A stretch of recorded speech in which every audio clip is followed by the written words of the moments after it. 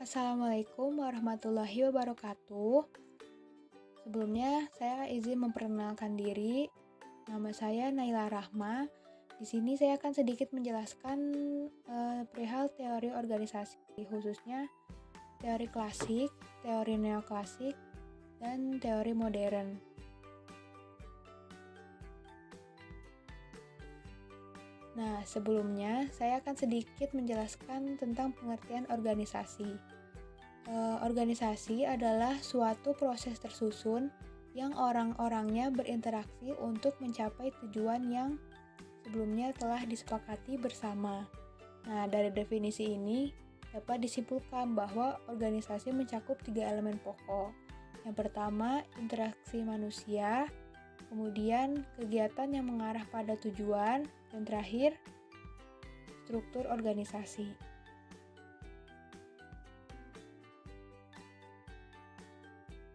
Selanjutnya yaitu definisi dari teori organisasi.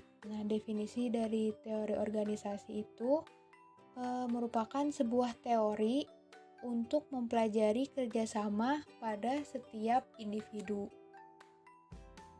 Maksudnya di sini teori organisasi menjelaskan kegiatan dan dinamika kerjasama organisasi dan memberikan tuntunan dalam pengambilan keputusan berdasarkan prediksi akibat pengambilan keputusan tersebut. Kemudian, berkembangnya teori organisasi memunculkan berbagai macam pendekatan yang masing-masing dipengaruhi oleh cara yang digunakan untuk meninjau masalah organisasi.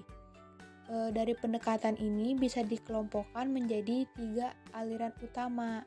Yang pertama ada teori klasik, yang kedua teori neoklasik, dan yang ketiga teori modern.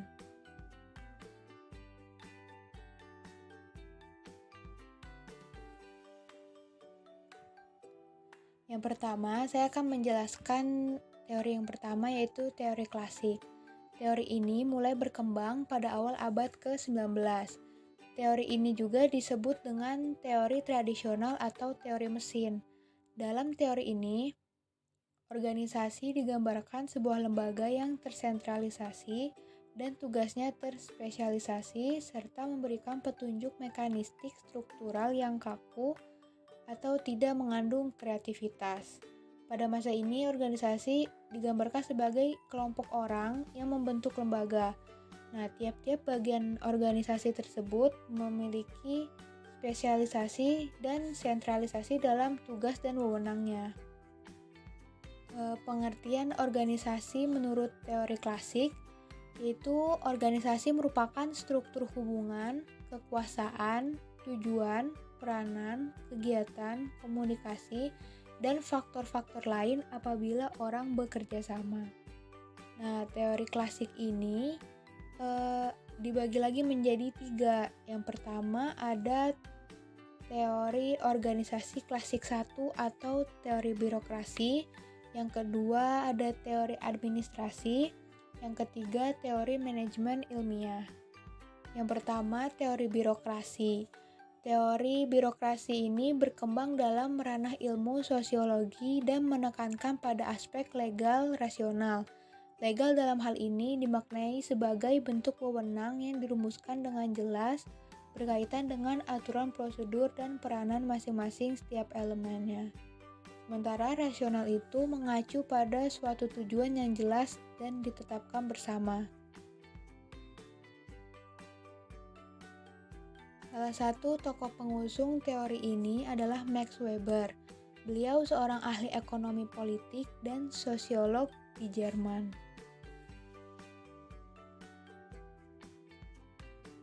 Yang kedua yaitu teori administrasi. Dalam teori administrasi ini menekankan pada aspek makro dan praktik langsung manajemen. Maksud dari praktek langsung manajemen sini itu seperti kegiatan finansial, kegiatan akuntansi, kegiatan komersial, dan kegiatan manajerial. Ada beberapa tokoh pengusung teori administrasi, yaitu Henry Fayol, Lindell Unwin dari Eropa, James D. Money, dan Ellen Reilly dari Amerika. Dan yang ketiga yaitu teori manajemen ilmiah. Berbeda dengan teori administrasi, teori manajemen ilmiah lebih memusatkan teori organisasi pada aspek makroorganisasi.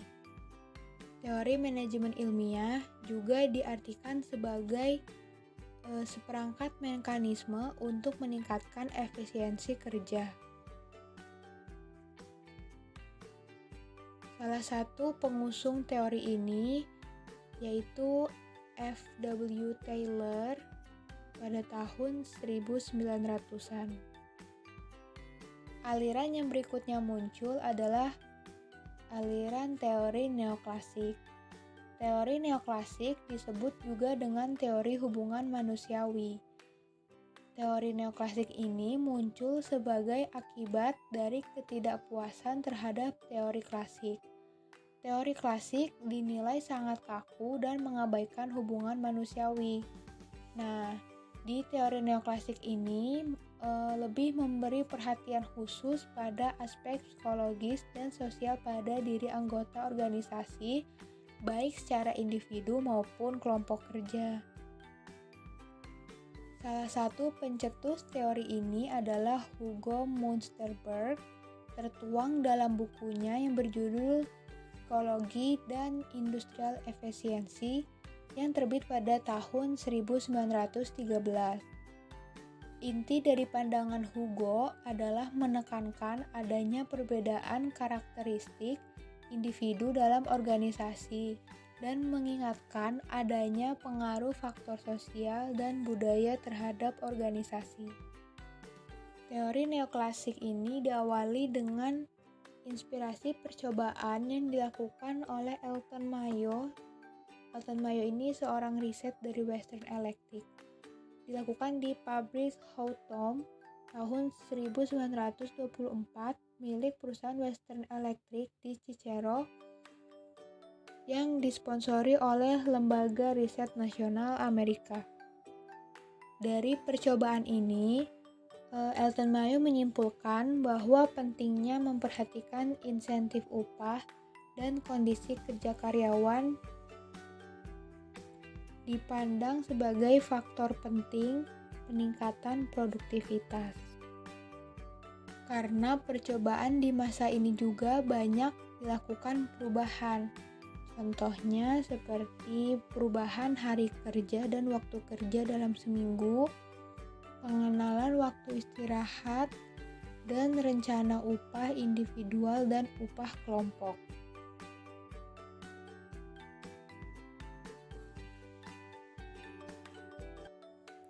Teori yang terakhir yaitu teori modern.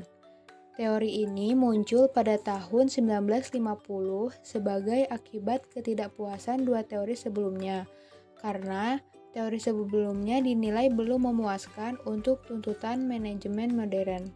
Teori ini juga disebut analisa sistem atau teori terbuka. Disebut teori terbuka karena organisasi pada pandangan teori modern adalah organisasi merupakan sistem terbuka yang berkaitan dengan lingkungan, dan apabila ingin survive atau bertahan hidup, maka ia harus bisa beradaptasi dengan lingkungan. Di sini ada perbedaan teori modern dan teori klasik. Ada 2 poin. Poin pertama yaitu teori klasik menitik beratkan pada analisis dan deskripsi, sementara teori modern menekankan pada perpaduan dan perancangan sehingga terlihat lebih menyeluruh. Poin yang kedua, teori klasik terfokus pada konsep koordinasi, skala, dan hubungan vertikal, sementara teori modern cenderung horizontal, lebih dinamis, sangat kompleks, multi-level, multidimensi, dan banyak variabel yang dipertimbangkan. Cukup sekian penjelasan dari saya. Bila ada kekurangan, mohon dimaafkan. Wassalamualaikum warahmatullahi wabarakatuh. Thanks for watch.